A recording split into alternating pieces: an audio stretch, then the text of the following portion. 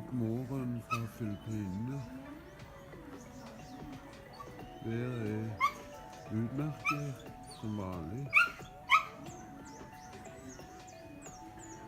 22 grader nå, og blir vel cirka 33 utover dagen.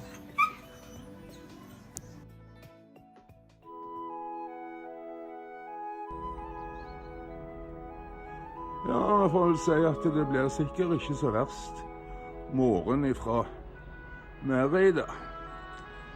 Kaffeblogg blir det ikke. Jeg gjør ikke det. Nei, en gang i tiden så var vi alle sammen pirater. Vi sto sammen mot NRK-monopolet og alle andre som ville begrense vår ytringsfrihet. Nei, vi var pirater en gang. Men det var før det.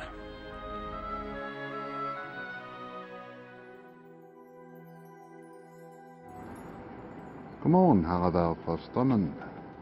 Ja, i dag så blir det sånn halvskyet. Det kommer til skyer til utover ettermiddagen, og så kommer nok dessverre noen nedbør når det nærmer seg kvelden. Rundt 9 millimeter nedbør. Om det kommer som regn eller sludd, eller det får vi se. Temperaturen kommer til å ligge på rundt 4 midt på dagen i dag, og nattemperaturen ligger på 0, så ja, du vet aldri i disse trange tider. Det kan bli snø på begge sider, vet du, så det vet du aldri. Ellers så kommer vinden til å ligge på rundt 6-7 meter i sekunden. Og sola får vi ikke se i kveld, så da er det ingen vits å fortelle hva tid jeg går og legger seg. Ha en riktig god dag, alle sammen. Stavanger, the most beautiful city.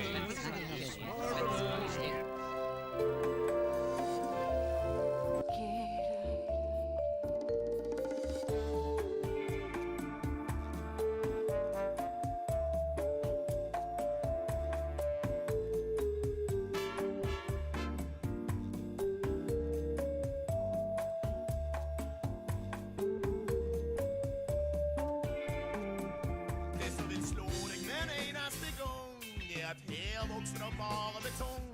At se bygd av alminnelig tre, stryken opp med. I marinen, der gutta virkelig er. I marinen, kremen av vår norske her. I marinen, ja, i kaldt og dårlig der. I marinen, i marinen, i marinen. Det er ikke de som gir seg først. I marinen.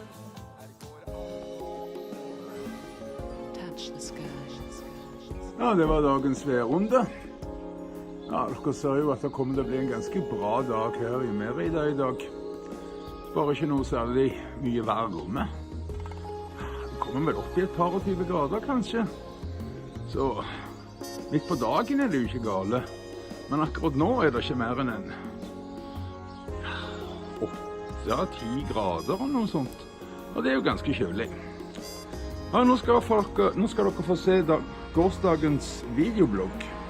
For det at jeg lager jo ikke kaffeblogger lenger. Det er jo full splittelse innen de gode gamle piratene. Det er ikke noe samhold lenger. Det er ingen som vil gå til kamp mot eller for ytringsfriheten lenger. Jeg står helt alene der nå. Ha en riktig god dag.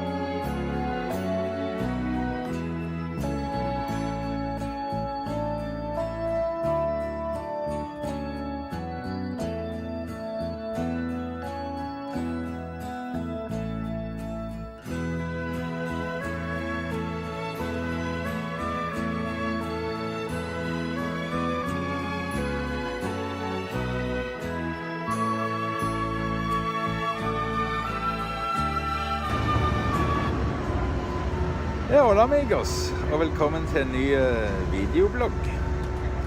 Ja, det er ganske bra vær nå omsider. Det starter veldig overskyet i dag, men nå er det sånn temperaturer som gjør at det egentlig går an å kneppe opp jakken og ja, nyte litt av livet.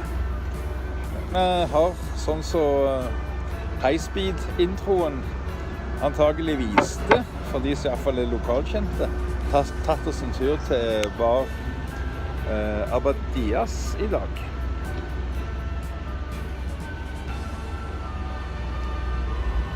Og her pågår det veiarbeidet, så det er veldig støyende. Så det er ikke så mange som orker sitte og høre på det. Det lager mye støy. Ja, det har vært litt mye frem og tilbake med Kaffebloggen i det siste. Jeg har brukt litt mye energi på det, kanskje for mye. Så jeg nesten glemte ut hele videobloggen. Men det er et innslag som jeg har glemt å vise her på videobloggen, som jeg egentlig hadde tenkt å ha med i videobloggen, men det er bare vist i Kaffebloggen til nå. Det var en tur, ja. Han startet vel med at jeg var oppe på helsesenteret for å gjøre en avtale om en prøve som jeg delvis gjennomførte litt av i går, og skal gjennomføre resten av på torsdag. Så videoen starter der da. Og så tar vi en tur til Carrefour. Han er noen dager gammel, men jeg synes han er litt kos å se. Så la vi se den nå, før vi ser veien hjem til huset vårt i Mérida igjen. Ja, vi har tatt turen til en høyde rett i utkanten av byen, litt nord for sentrum.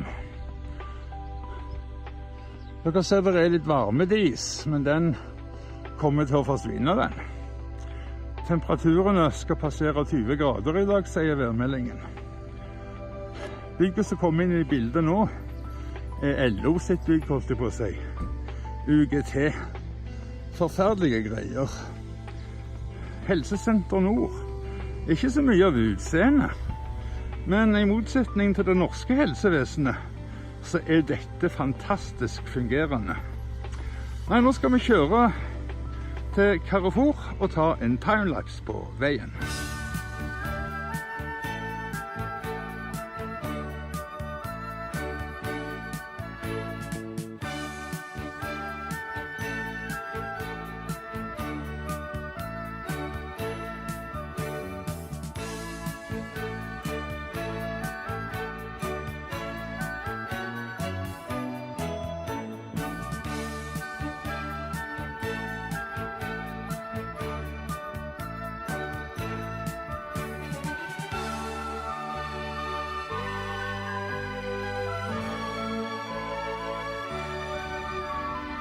Ja, da var vi fremme på Carrefour.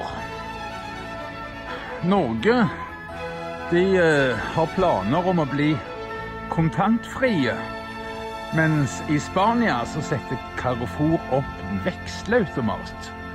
Så lenge lever kontantene.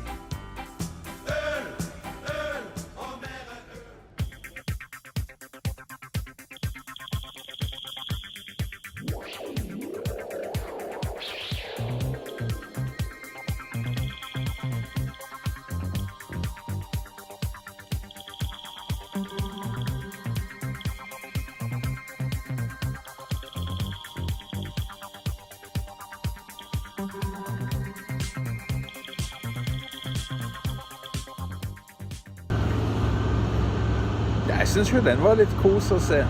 Må jo tilstå det. Gikk jo fort litt der også av og til da. Men nå skal det gå fort igjen, for nå skal vi hjem igjen. Så får dere se om jeg finner på noe å vise etter det. Du vet, jeg er jo sånn sykelig opptatt av dette her med EUs copyright-direktiv. Jeg har vist litt av det i Kaffebloggen. Kanskje det hører hjemme her i videobloggen også, for det er ganske skremmende. Noen sier at jeg roper ulv, ulv, men jeg tror ikke det. Jeg har erfaring med politikerne. Vi har blitt tatt av lufta så mange ganger at jeg vet at det er ikke tomme trusler, dette her. Det er virkelig fare på ferde. Men nå skal vi først ta en tur hjem.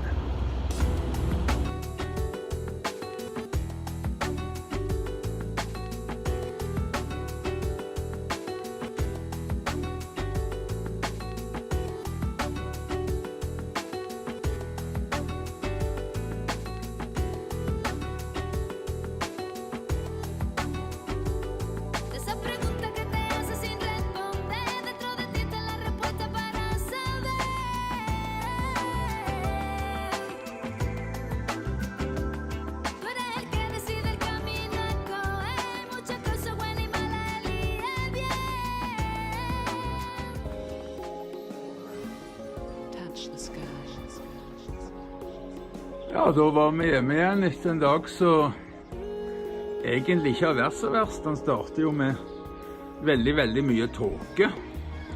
Det skal dere snart få se. Opptakene som Endre gjorde i morges, de var veldig tåkefylte.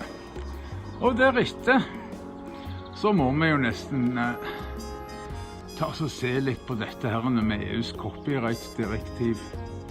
Altså, det er ikke fri fantasi det der han Computing Forever kommer med. Det er ikke fri fantasi. Men vi får håpe at Knut har rett. At det kommer en løsning i 11. time. At de forstår galskapen i det. Men jeg har blitt tatt av lufta flere ganger. Da forstod de ikke galskapen i det. Nei, det er en fin solnedgang. Og nå kommer altså litt ifra tidligere i dag, mens det fremdeles var tåke. Og så altså Computing Forever. Ha en riktig god tirsdag alle sammen.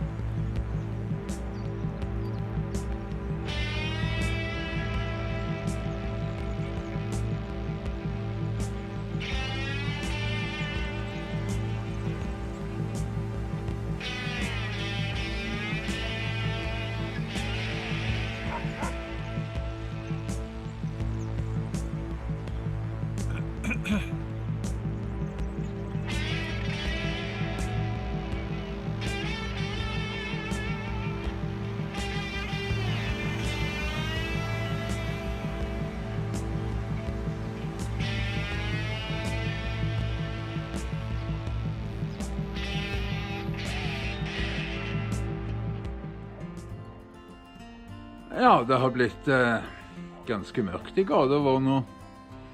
Jeg bare registrerer det at det er i hvert fall minst én person redo på felgen som ikke forstår at jeg er en video performance kunst artist. Performance kunst artist. Så du skal ikke ta alt det du ser i Kaffebloggen for å være seriøst. Hvis jeg går bananas, da på felgen, så er det videokunst. Har du ikke forstått det? Jeg er videokunstner. Ta så søk opp for eksempel Knut Larsen i Rio Albarecas. Så vil du forstå det. Jeg er videokunstner.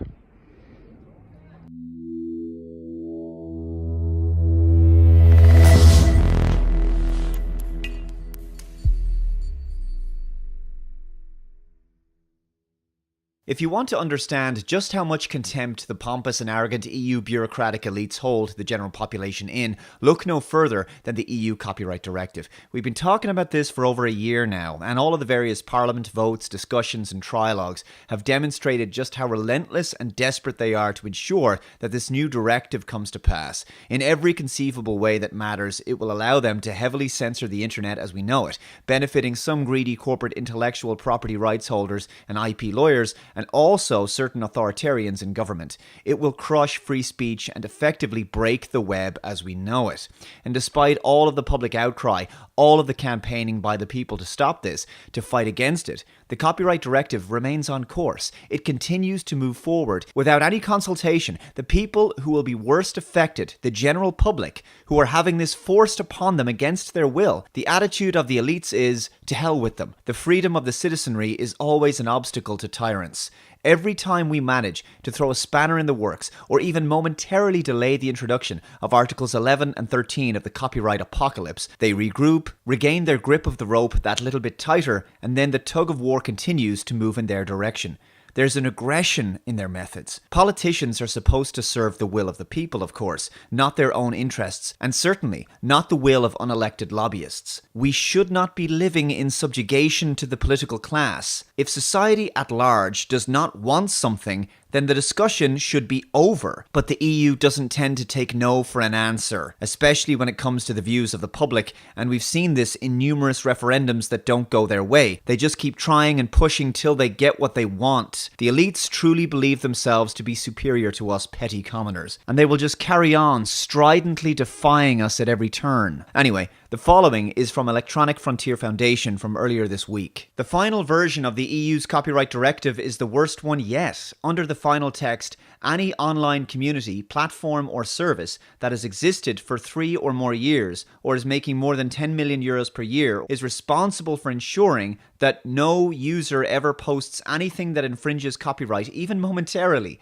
This is impossible, and the closest any service can come to this is spending hundreds of millions of euros to develop automated copyright filters. Those filters will subject all communications of every European to interception and arbitrary censorship if a black box algorithm decides their text, pictures, sounds, or videos are a match for a known copyrighted work.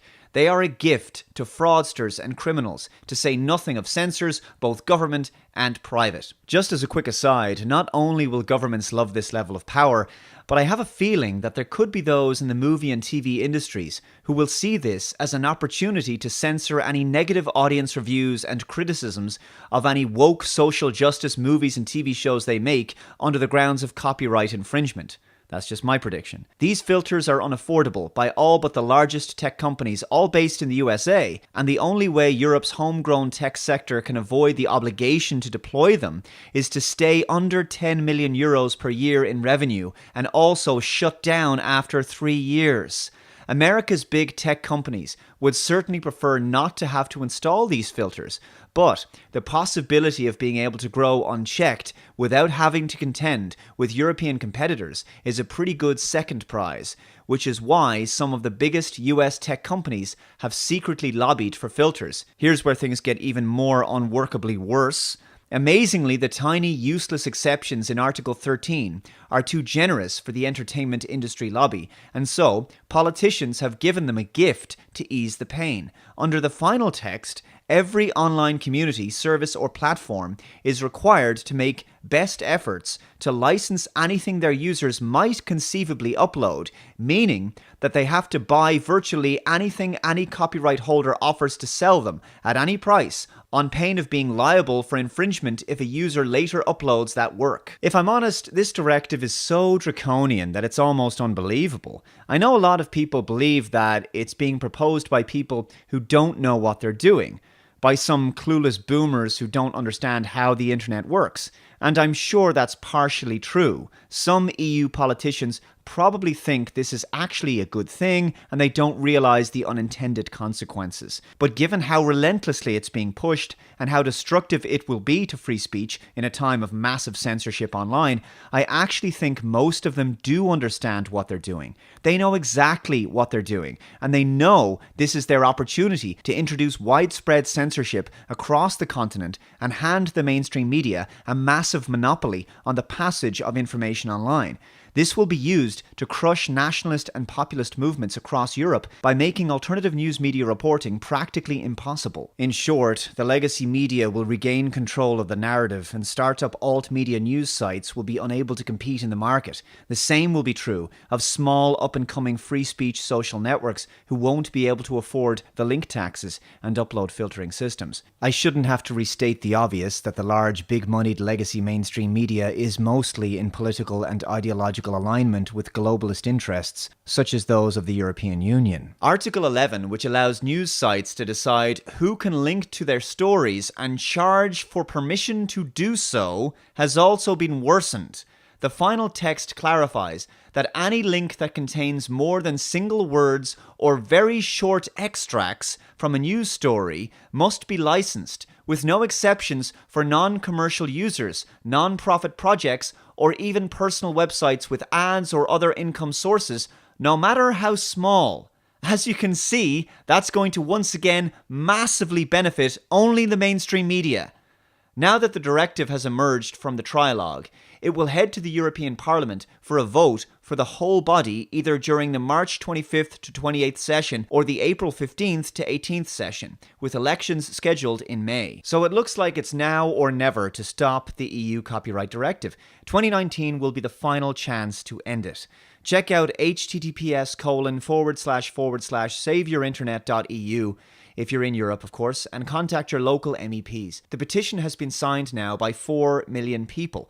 Thousands of young people protested against the directive in Cologne this week. This is an image from Julia Reda's Twitter, and more demonstrations are planned closer to the final vote. Whether it was the likes of SOPA, PIPA, ACTA before, or the EU copyright directive now, the powers that be will continue to keep trying to destroy the internet, and we will keep trying to stop them. Thanks very much for watching, and I'll see you next time. Bye-bye.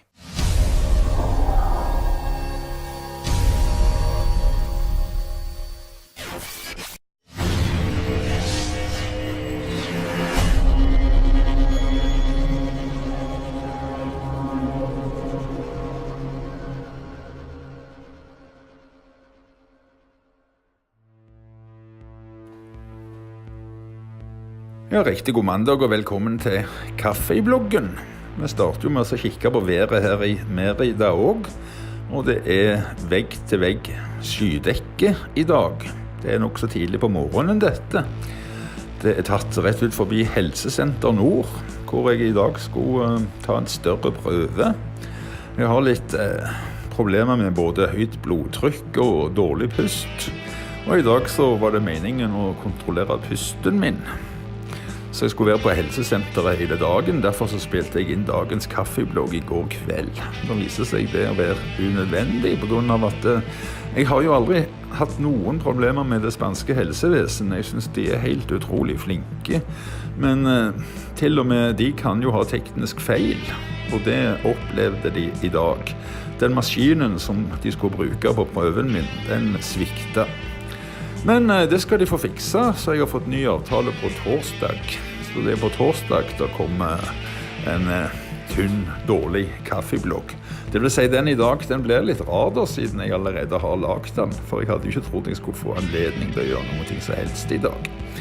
Men i går så hadde vi jo et kulturinnslag med Raffen. Der var det bare meg og Raffen som så. Kan jo se hvor mange som ser på, og ja, jeg chattet med Raffen, og det viste at det var en som så på, og da var det meg og Raffen som så på. Det er ikke noen tvil om det, så ingen andre så det kulturinnslaget. Venterommet er veldig sterilt, men det er fin utsikt. Du vet, jeg har ikke brukt penger på kunstnerisk utsmykking og sånt, så du får heller nyte utsikten når du er på helsesenteret. Når du sitter og venter på å komme inn disse dørene her, og de som jobber bakom der, de er veldig flinke, effektive, kvalifiserte, og er villige til å forstå hva du snakker om, selv om de synes det er utfordrende. For engelsk kan de ikke. Jeg snakker ikke dårlig spansk, men jeg er ikke akkurat noe ekspert på medisinske uttrykk. Nei, jeg skal altså tilbake til helsesenteret på torsdag. Og da får jeg da tatt denne testen, for å se hva de sier. Jeg var i hvert fall såpass oppløft av det han sa, at jeg tror jeg klarer å ta en direktesending i dag klokka 18. Det blir snakket litt om det, om hvorvidt jeg klarer å ta en direktesending i dag klokka 18. Nå kommer ikke Kaffebloggen til å være slutt til klokka 18 en gang, men jeg går ut ifra at de fleste gidder ikke se det, så kommer etterpå nå uansett. Jeg håper i hvert fall at de fleste tar med seg den konserten til Raffen før dere slår av, mens resten, det er det ingen som tror på. De tror jo at jeg roper ulv, ulv. Vi får jo se når EU slår til, og Google begynner å blokkere. Det er klart at det vil jo framprovosere reaksjoner. Men altså, i verste fall så risikerer du at YouTube begynner å slette videoer før i det hele tatt politikerne får opphevet denne nye loven. Og da har ikke jeg noen ting igjen da av det. Altså, jeg har ikke skapt noen ting. Alt jeg har skapt, det er tv-opptak og historiske radioopptak på YouTube. Det er alt jeg har skapt. Jeg har ikke noe mer. Ja, nå kommer dagens forhåndsinnspilte kaffeblogg, så jeg vil vel egentlig nesten si at det er slutt nå. Takk for i dag, og velkommen tilbake i morgen, og så blir det altså direktesending klokka 18.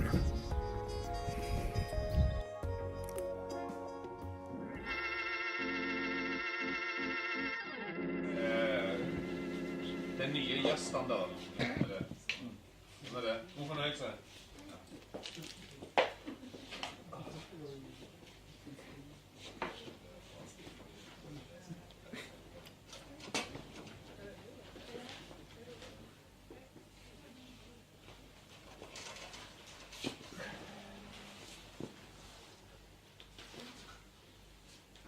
Akkurat perfekt. Hvis du bare ønsker noe hardt nok, så blir det til virkelighet.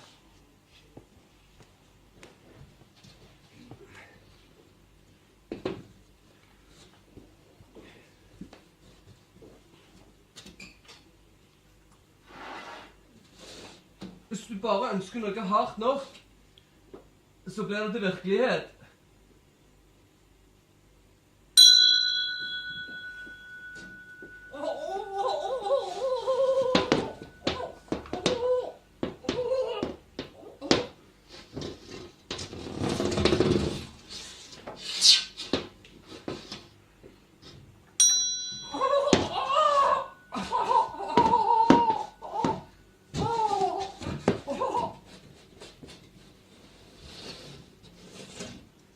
Bevis nummer 1. Hvis du bare ønsker noe hardt nok, så blir det til virkelighet.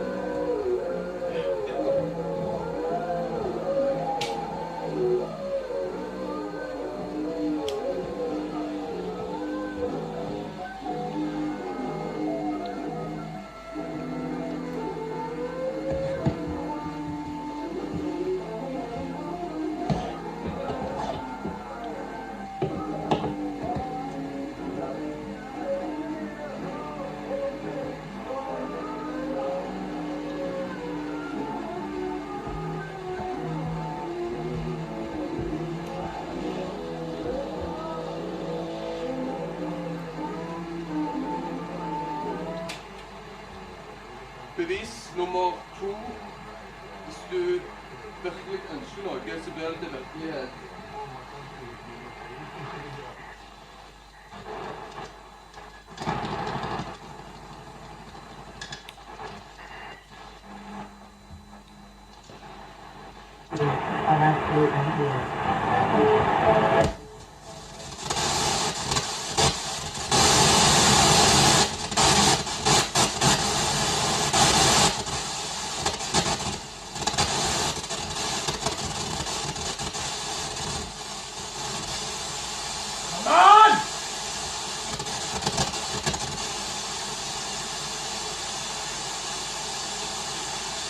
Bevis nummer 3. For at hvis du virkelig ønsker noe, så blir det til virkelighet. Come on!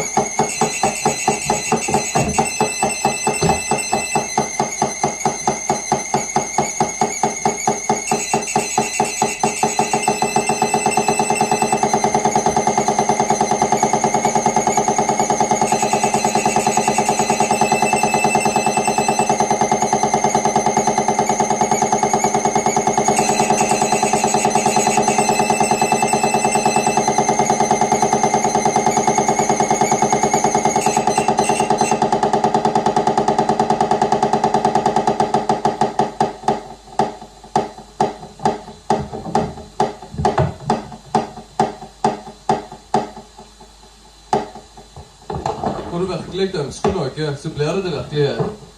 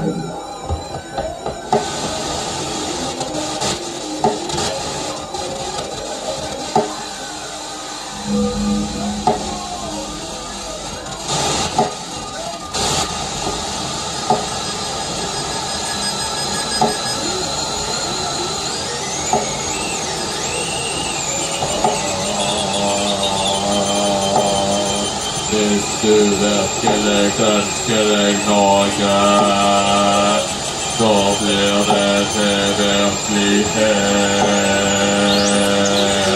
Hvis du virkelig ønsker deg noe, så blir det til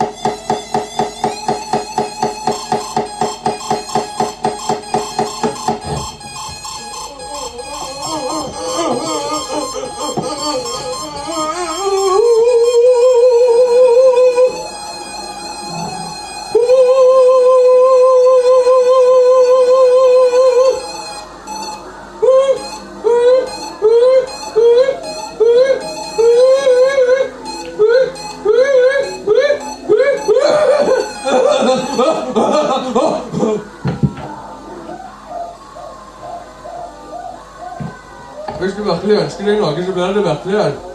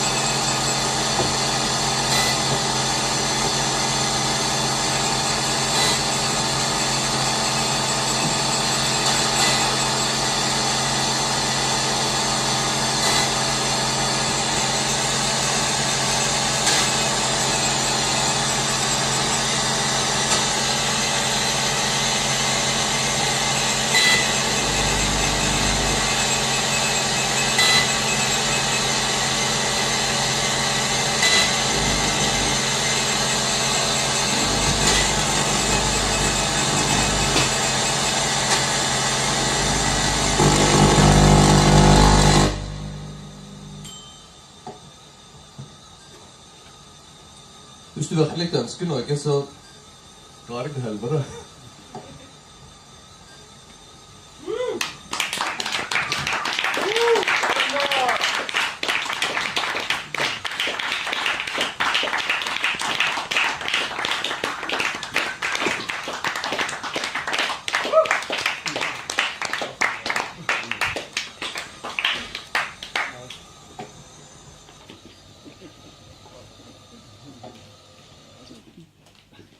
Tusen takk. Veldig bra.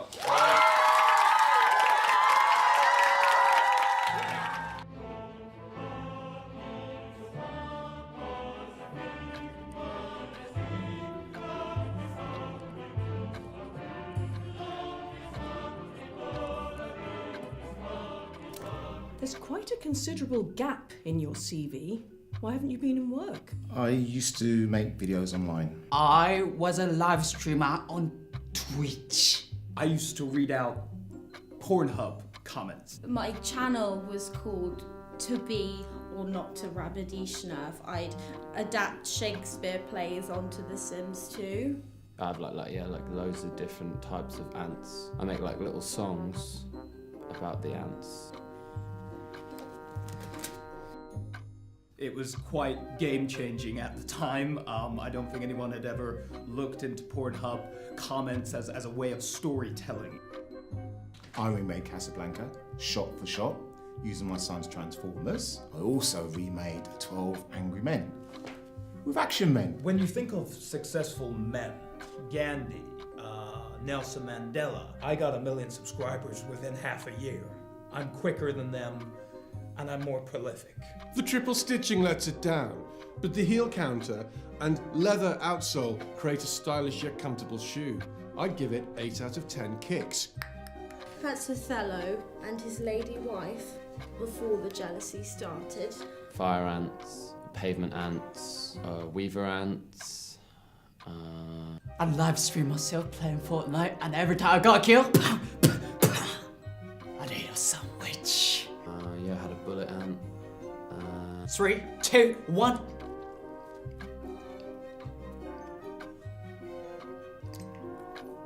See, you've got to be fast. Got bulldog ants. Romeo, Romeo, Snooble, Snack, Snoogle.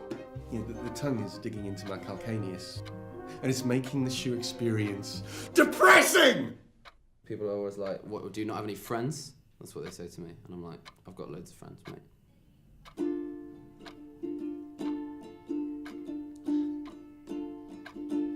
You may laugh at me, but can't you see that I've got millions of friends in a colony, documented by me and a camera lens? You may think it's absurd, but haven't you heard that I've got millions of friends? My footage is never blurred because I spent 2/3 of my money on a lens for a 4K camera. You can't handle the pure amount of friends that I've got around.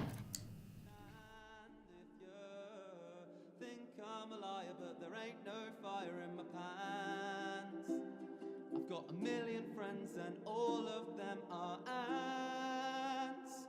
All of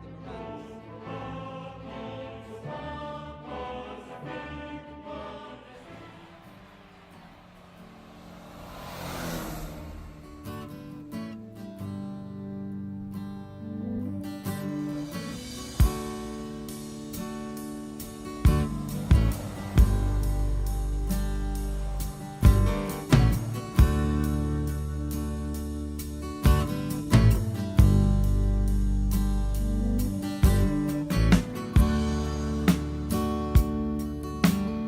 In my rearview mirror, the sun's going down.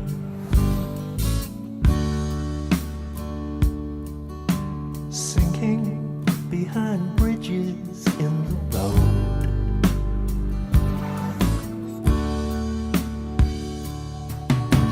I think of all the good things that we have left undone, and I suffer premonitions and firm suspicions of the Holocaust to come.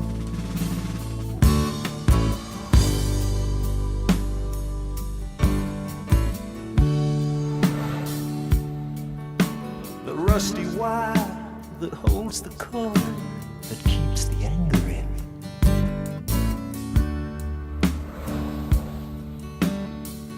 Gives way and suddenly it's day again.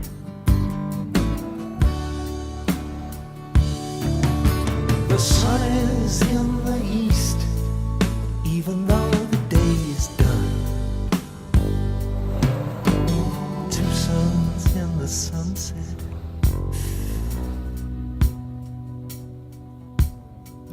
Could be the human race is run.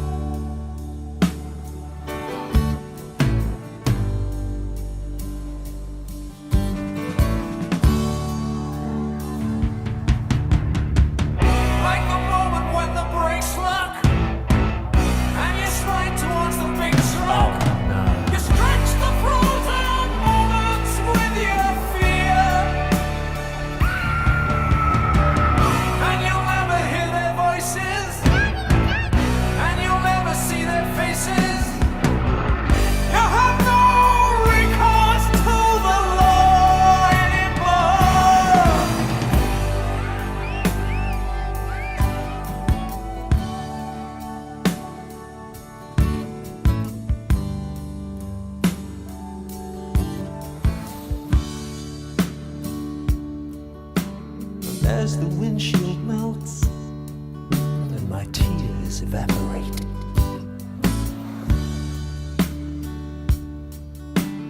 leaving only charcoal to defend.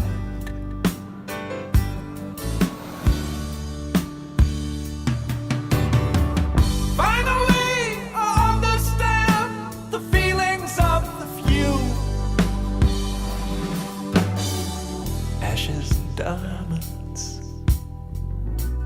foe and friend, we were all equal in the end.